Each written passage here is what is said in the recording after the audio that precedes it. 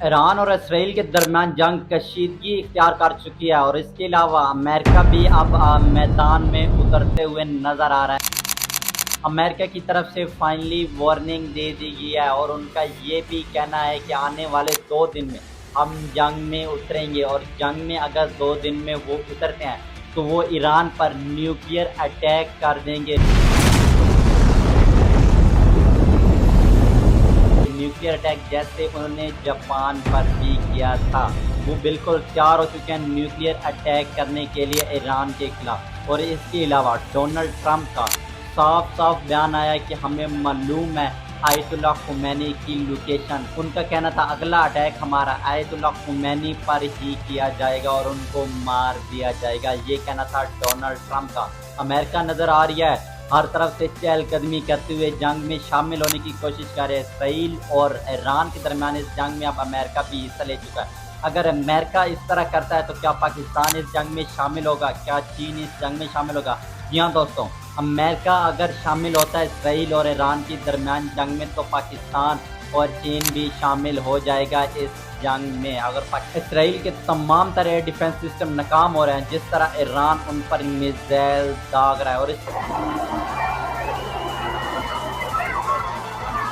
امریکہ نے اپنے 2 بڑے ایئر کرافٹ کیریئر کو بھی بھیج دیا ہے ایران کی طرف، جس کے ذریعے وہ نیوکلیئر اٹیک بھی کر سکتے ہیں، نیوکلیئر پاور بھی رکھتے ہیں ایئر کرافٹ کیریئر پہ آپ کو بتا چلوں وہاں پر ان کے ایک کرافٹ پر 5000 سے زیادہ فوجی موجود ہیں، جبکہ 50 فائٹر جیٹ بھی اس کے اوپر موجود ہیں، اور اس کے علاوہ دونوں کے اوپر 5 سے زیادہ افواج موجود ہے۔ اور اس کے علاوہ آپ کو بتا چلوں اس کے ساتھ جو کہ چوکیز ہیں، جو اس ٹائم اس پہ بھی زیادہ سے زیادہ امریکی فوجی تعینات کر دیا گیا، اور امریکہ کی اس چہل قدمی سے لگ رہا ہے کہ امریکہ آنے والے 2 سے 3 دنوں میں حملہ کر دے گا، اور اگر یہ 2 سے 3 دن بہت ہی اہم دن ہیں اور پاکستان بھی اس صورت میں حملہ کر سکتا ہے۔ اور اس کے علاوہ آپ کو بتا چلوں جس چیز کا سب سے زیادہ ڈر ہے ابھی تک اسرائیل کو، وہ ہے فتح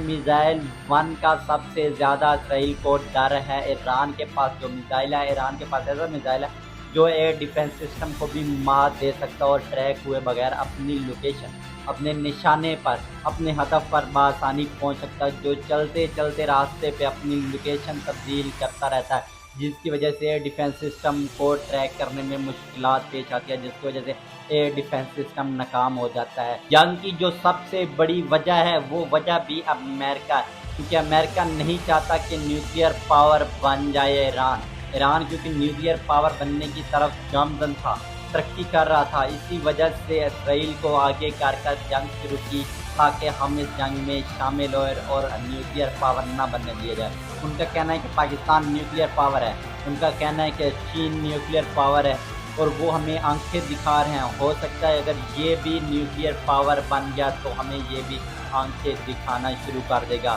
سپر پاور اس ٹائم جو ہے چین ہے، لیکن سپر پاور بولا جاتا ہے امریکہ کو ڈر ہے کہ ہم سے یہ سپر پاور کا عہدہ چھین نہ لیا جائے، اسی وجہ سے وہ ان ممالک کے درمیان جنگ کروا کے خود پیچھے سے کنٹرول کر رہا ہے۔ اور دوستوں آپ کو بتا دوں کہ لوگوں کا یہ کہنا ہے کہ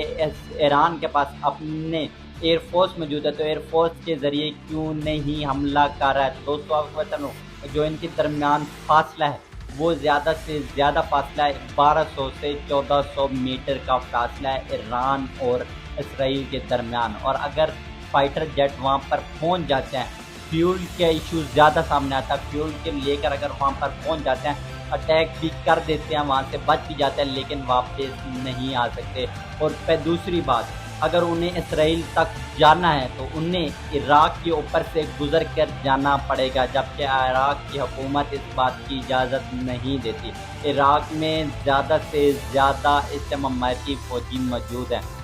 امریکی چوکیز موجود ہے، امریکی بیسز موجود ہے، جو کہ راستے پر بھی اٹیک کر کے انہیں ختم کر سکتے ہیں۔ اس چیز کا بڑا خطرہ ہے، اسی لیے وہ اپنی ایئر فورس کے ذریعے حملہ نہیں کر سکتے، اس لیے وہ اپنے میزائل زیادہ سے زیادہ داغ رہے ہیں اسرائیل پر تاکہ اسرائیل ہار مان جائے۔ اور دوسری سائڈ پہ آپ کو بتا چلوں سب سے زیادہ جو اس ٹائم یہودی پائے جاتے ہیں، وہ اس ٹائم سب سے زیادہ یہودی اسرائیل کے بعد جو سب سے زیادہ یہودی پائے جاتے ہیں وہ یہودی پائے جاتے ہیں ایران کے اندر۔ ایران کے اندر سب سے زیادہ 25 سے 30 ہزار تک یہودی اس ٹائم بھی موجود ہے۔ چائنا نے بھی وارننگ دے دی ہے، چائنا نے بھی اپنے لوگوں کو بولا ہے کہ جلد از جلد ایریا خالی کر دیا جائے اسرائیل کا جہاں پہ وہ موجود ہیں، تاکہ یہ بھی اٹیک ان پر کر سکیں اگر امریکہ اٹیک کرتا ہے۔ امید ہے آپ کو یہ ویڈیو بہت اچھی لگے گی۔ اس طرح ویڈیو دیکھنے کے لیے میرے یوٹیوب چینل کو لازمی سبسکرائب کریں۔ ملتے ہیں اگلی ویڈیو میں، کے لیے اللہ حافظ۔